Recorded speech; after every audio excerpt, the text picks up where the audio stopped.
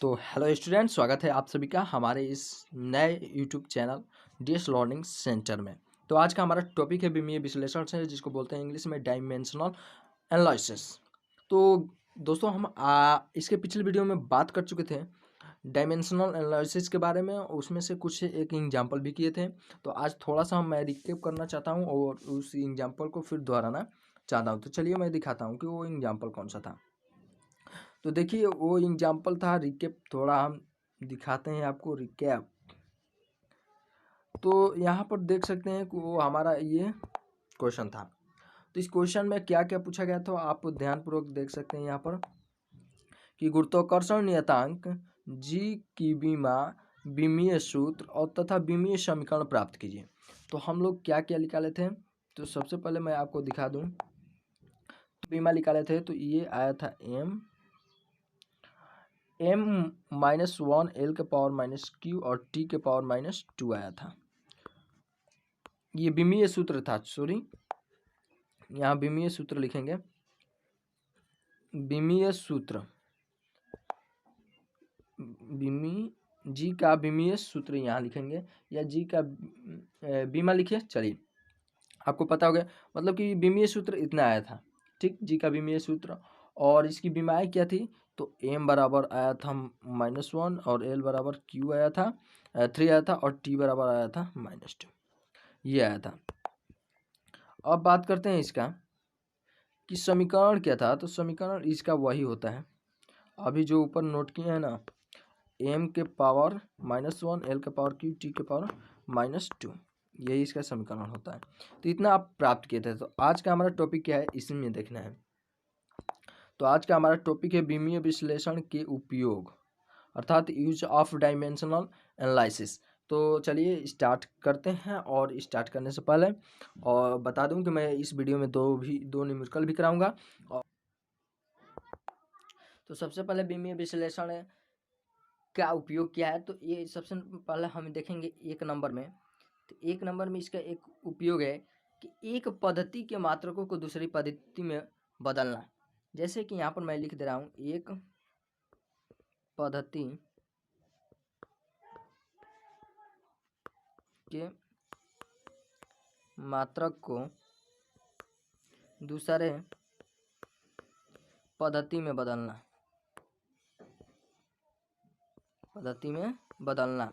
तो ये था इसका फर्स्ट उपयोग। तो इसमें थोड़ा सा हम सिद्ध करेंगे, ठीक ना। इसमें थोड़ा सा हम सिद्ध कर लेते हैं कि समझ में आ जाएगा। यहाँ पर मैं इसे लिख दे रहा हूँ। इसमें सिद्ध हम करेंगे क्या, वो देखिए।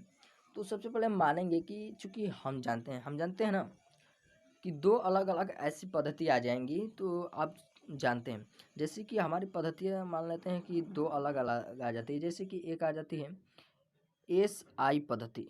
चलिए इंग्लिश में मैं लिख दे रहा हूँ इसे। एक हमारा पद्धति आती है SI और एक हमारा पद्धति आती है CGS। ये दो पद्धति आती हैं। तो इन पद्धतियों में सबसे पहले क्या करेंगे कि हम हल करेंगे। तो विमीय विश्लेषण के पद्धति में सबसे फर्स्ट क्वेश्चन हमारा होगा कि एक पद्धति के मात्रक को दूसरे पद्धति में कैसे बदल सकते हैं। इसका हम उपयोग कर विमीय विश्लेषण के उपयोग से, तो इसमें हम थोड़ा सा सिद्ध कर लेंगे। सिद्ध करने के लिए चलिए यहाँ पर हम सिद्ध कर लेते हैं। तो SI और CGS अभी बताए हैं, तो चलिए आगे बताते हैं।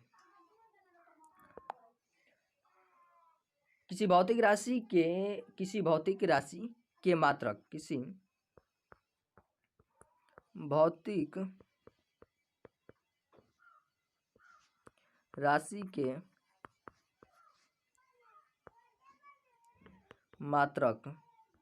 भौतिक राशि के मात्रक क्रमशः मान लेते हैं U1 व U2 है, तथा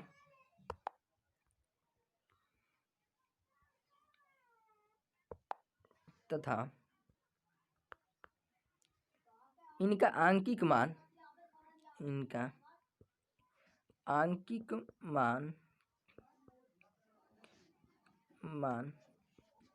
N1 व N2 है।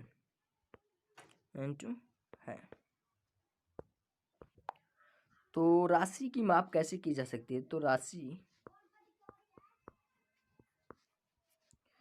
की माप यानी कि Q इक्वल टू बराबर यानी कि N1 U1 equal to N2 U2 होता है। चलिए इतना हो गया, तो अब आगे इसके हम देखते हैं, आगे इसमें का N1 N2 यहाँ तक तो समझ में आ गया। अब बात करते हैं, अब मान लेते हैं कि सॉरी कलर थोड़ा चेंज कर देते हैं, माना भौतिक राशि का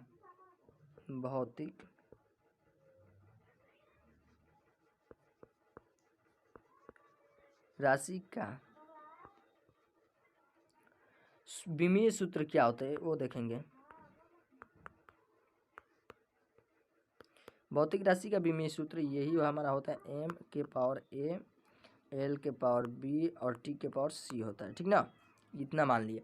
इतना मानने के बाद करेंगे क्या कि द्रव्यमान, लंबाई तथा समय के मूल मात्रक पद्धति में जो होता है m1 होता है, द्रव्यमान का जानते हैं m1 और l2 हो जाएगा लंबाई का, समय के हो जाएगा t2 t1 में हो जाएगा। और एक बार द्वितीय पद्धति में मान लेंगे तो सबसे पहले मान लेते हैं सपोज दैट हम मान लेते हैं कि S1 पद्धति में सपोज दैट S1 पद्धति या नहीं लिख सकते हैं तो यहाँ पर चलिए इसे हटा देते हैं, कोई बात नहीं। तो मान लेते हैं कि पहली पद्धति में यानी कि प्रथम पद्धति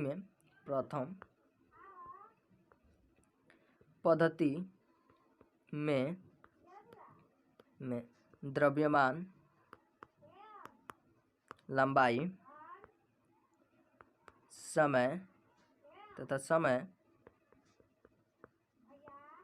की विमा क्रमशः M1 L1 व T1 है, ठीक। ये तो क्या है, तो प्रथम पद्धति में। अब बात करते हैं दूसरी पद्धति की, तो यहाँ से दूसरी हम पद्धति के लिए लिखते हैं।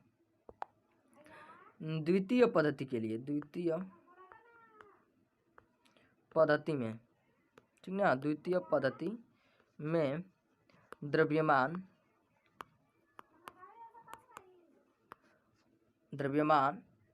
लंबाई, समय की विमा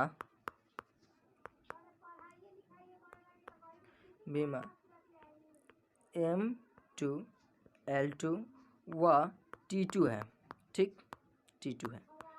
तो अब हमारा यहाँ से क्या हो जाएगा, इतना तो निकाल लिए। देखिए अगर आप स्क्रीनशॉट लेना चाहते हैं तो ले भी सकते हैं, मैं दिखा दूंगा आपको एक बार, ठीक ना।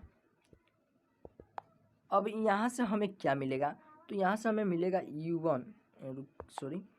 U1 इक्वल टू हमें मिलेगा M1 L1 और T1 मिलेगा ना, M1 L1 T1। और भौतिक राशि की विमीय सूत्र के हिसाब से यहाँ पर A B और यहाँ पर C लगा दीजिएगा, ठीक ना। और U2 बराबर हमारा मिल जाएगा एक M2 यानी कि B L2 A B होता है यहाँ पर A B और T के पावर C 2 होगा। तो देखिए यहाँ से तो हो गया। अब यहाँ से करना कुछ नहीं है, बस केवल करना क्या है कि यहाँ पर एक फार्मूला अभी बनाए थे, वो फार्मूला मैं आपको दिखा दे रहा हूँ। बस इसी फार्मूला में उसको क्या कर देना है, पोट कर देना है, रख देना है। अब तब से आपका मान निकल जाएगा। तो हमारा फार्मूला क्या है देख लीजिए एक बार, N1 U1 equal to N2 U2। तो यहाँ से हमारा मान निकलेगा क्या, तो ये यहाँ पर हम मान लेते हैं सपोज दैट कि N1 और U1 मान लेते हैं, या N2 और U2 है ना। तो U1 का मान अभी यहाँ पर निकला है और U2 का मान यहाँ निकला है। तो यहाँ से हम मान रखेंगे तो N1 कोष्ठक ये बीमा का चिन्ह और ये A और L1B T1C ये होगा इक्वल टू N2 से तो गुणा रहेगा M2A L2B और T2 TC T2 यहाँ हो जाएगा, ठीक ना। यहाँ पर लिख लीजिएगा, मैं लिख दे रहा हूँ, यहाँ पर थोड़ा जगह ना होने के कारण मैं इस तरह लिख दिया। चलिए मैं तो यहाँ से हो गया। अब बात करेंगे कि करना क्या है। तो यहाँ से N1 और N2 का मान निकाल लेते हैं। तो सबसे पहले मान लेते हैं इसे हम भेज देते हैं इधर, या ये N1 है, ध्यान दीजिएगा, ठीक ना। तो यहाँ से N1 को इधर भेज दीजिए, तो ये हो जाएगा N2 बराबर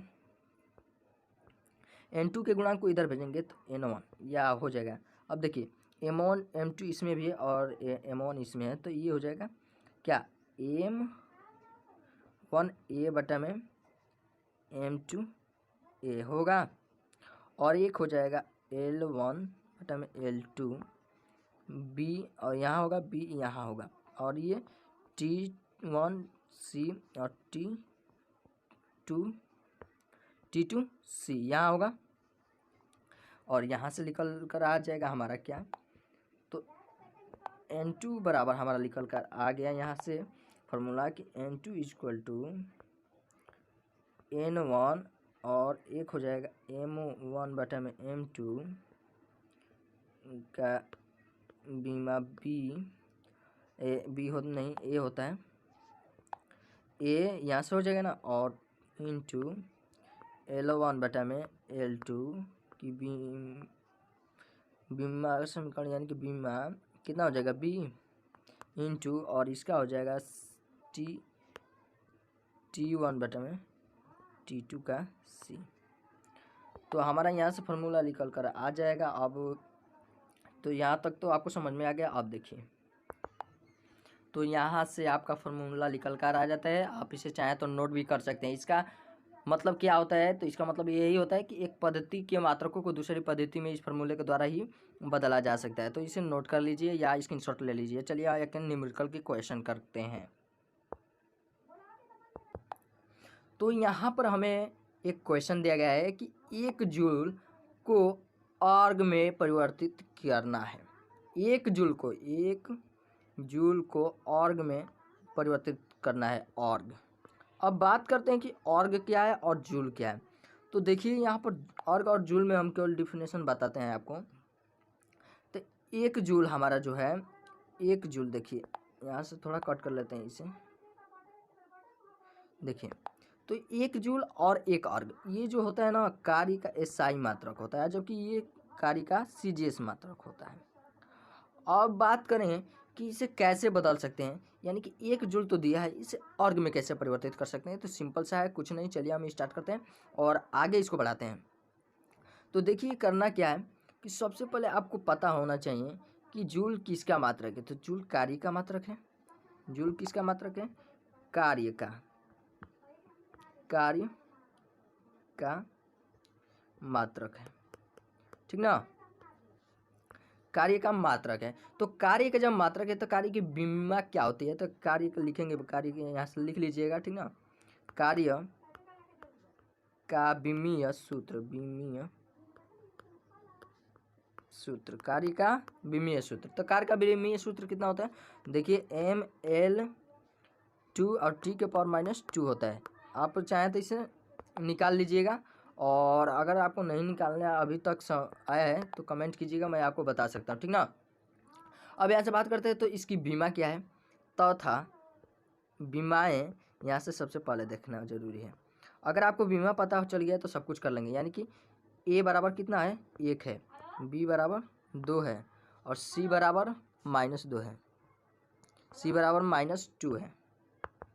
तो C बराबर -2 हमें प्राप्त हो गया। अब हम अभी एक फार्मूला फाइंड किए थे, N2 इक्वल टू N1 कोष्टक में M1 बटा में M2 और के इसका बीमा A इंटू L1, यहाँ से L1 बटा में L2 और इसका बीमा B इंटू T1 बटा में T2 और बीमा C।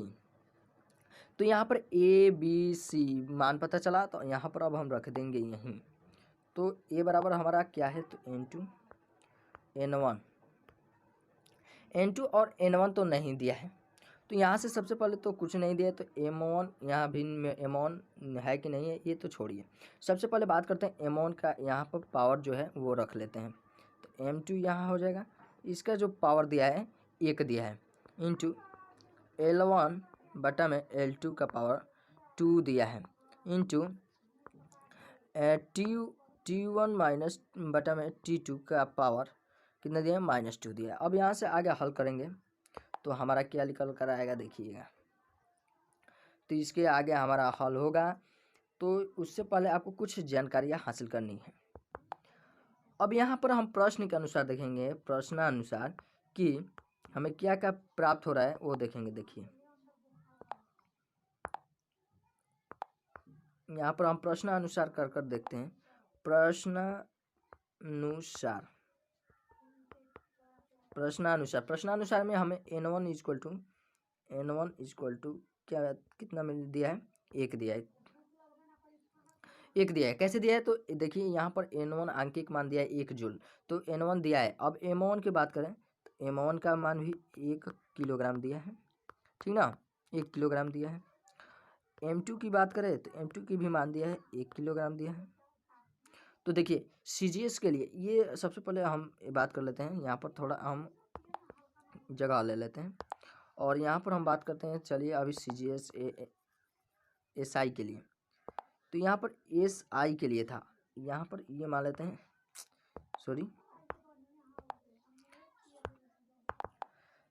तो अब यहाँ देखते हैं कि SI पद्धति में N1 का मान दिया है और M1 का भी मान दिया है 1 kg और L1 का भी मान दिया है 1 मीटर और T1 का भी मान दिया है 1 सेकेंड। और CGS पद्धति के लिए क्या क्या दिया है तो N2 का मान ज्ञात करना है और M2 का मान 1 ग्राम दिया है और L1 का मान 1 सेंटीमीटर और T2 का मान 1 सेकेंड। अब बात करते हैं कि देखिए CGS में पद्धति में द्रव्यमान का मात्रा ग्राम होता है और SI पद्धति में kg होता है। अब बात करते हैं कि SI पद्धति में लंबाई का मात्रक मीटर होता है जबकि CGS में सेंटीमीटर। लेकिन सेकेंड कहीं भी हो, किसी भी पद्धति में हो, ये नहीं चेंज हो जाता है, ठीक ना। ये नहीं कि यहाँ पर मीटर होता है और यहाँ पर सेंटीमीटर सेकेंड, यहाँ पर मिनट होता है और यहाँ पर सेकेंड होता है, और न कि यहाँ पर मिनट होता है और यहाँ पर सेकेंड होता है, इसमें कोई चेंज नहीं होता। अब देखिए ये सब मान हमें पता चल गया, तो इन सभी मानों को हम क्या करेंगे, पुट कर देंगे किसमें, अभी जो फार्मूला ज्ञात किए हैं यहाँ से देखिए। अभी जो ये हमारा फार्मूला आया था ना, ये हाँ यही है, यही फार्मूले में पुट कर देंगे। तो चलिए यहाँ से पुट करते हैं, पुट करने के बाद रखते हैं, बताते हैं आगे। तो बात करते हैं यहाँ से N2 इक्वल टू N1 का मान दिया है 1 और बात करते हैं M1 का मान 1 kg दिया है ना और बटा में 1 ग्राम, इसी तरह आपको रखना है, ठीक ना। और इसका 1 दिया है पावर इंटू यहाँ से हमारा दिया है L1 का मान 1 मीटर। देखिए यहाँ पर मैं शॉर्टकट लिख दे रहा हूँ, M 1 मीटर और 1 सेंटीमीटर, यहाँ से समझ लीजिएगा C सेंटी यहाँ पर दे रहा हूँ, ठीक ना। और इसका पावर दिया है 2, इसका तो पावर मिल गया। अब बात करते हैं इसके आगे, तो T का पावर कितना दिया है, तो T यहाँ पर 1 सेकेंड यहाँ पर भी होगा और यहाँ पर भी 1 सेकेंड होगा। सेकेंड से सेकेंड क्या हो जाएगा, कैंसिल हो जाएगा। और मान लेते हैं यहाँ से इसका पावर -2 दिया है, तो इतना तो आपको पता चल गया होगा। तो इसके आगे भी आप आसानी से ज्ञात कर सकते हैं, तो इतना तो मान पता चल गया। अब देखिए करेंगे क्या कि N2 इक्वल टू हम कर सकते हैं 1 का तो 1 छोड़िए।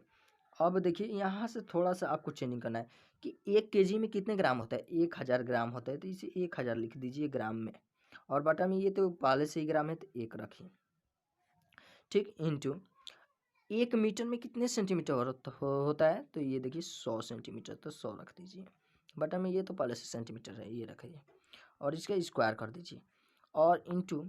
अब इसका बात करें तो इसके लिए तो मुझे आशा है कि छोड़ दीजिए, क्योंकि ये भी सेकंड है ये भी सेकंड है, तो 1 हो जाएगा, 1 के पावर -2 दिया है।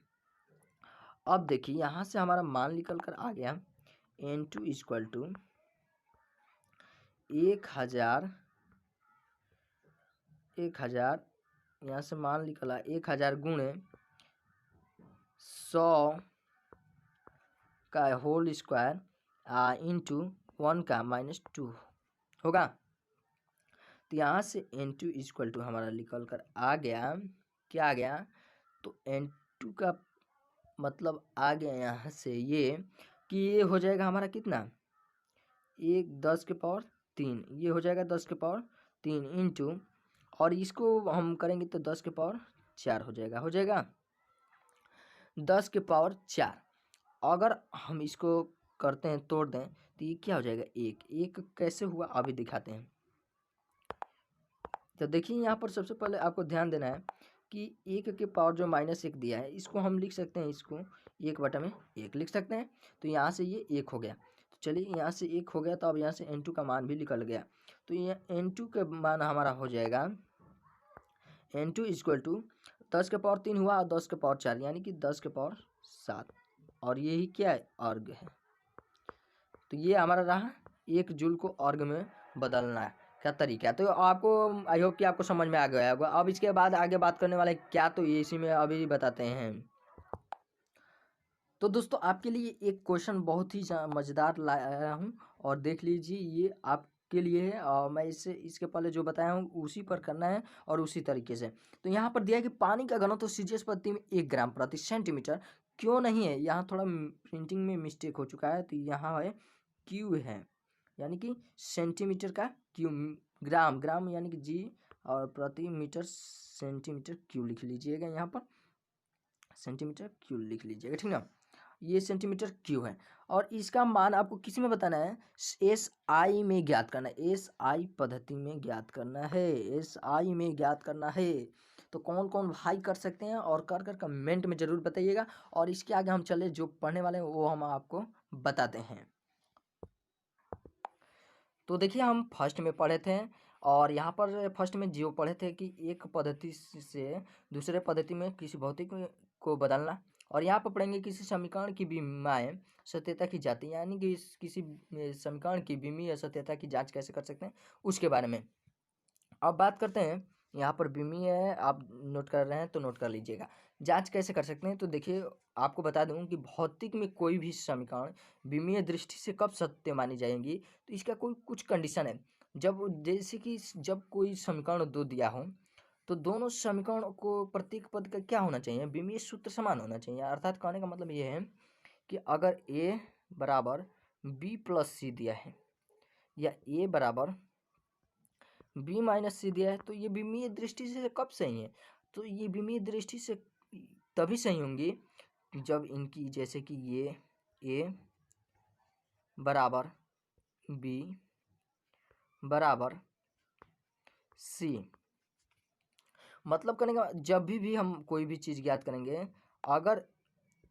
अगर इसका a का जो बीमा आएगा, इन दोनों का बीमा सेम आना चाहिए। अर्थात एक जो भी बीमा आएगा एक सेम आना चाहिए, जैसे कि तभी ये क्या होंगे, इक्वल होंगे, और विमीय दृष्टि से क्या होगी, सही होगी, ठीक ना। तो ये हमारा था दूसरे में। क्योंकि कैसे हम बात कर सकते हैं, तो इसमें कुछ टॉपिक्स हैं, तो इस कैसे हम फाइंड कर सकते हैं, तो बात केवल हम आपको तर्क कर दिखाते हैं कि एक ही प्रकार की भौतिक राशियों को जोड़ा अथवा घटाया जा सकता है। अर्थात लंबाई में लंबाई जोड़ी जा सकती है अथवा घटाई भी जा सकती है। अर्थात जैसे कहने का मतलब है कि 10 है अब प्लस 5 है, तो ये जुटेगा तो 5 से 15 बनाएगा, यानी कि एल और प्लस एल बीमा वाला है, मान लेते हैं बीमा है इनकी, और ये भी बीमा है, ठीक ना। और ये क्या है, एल ही है।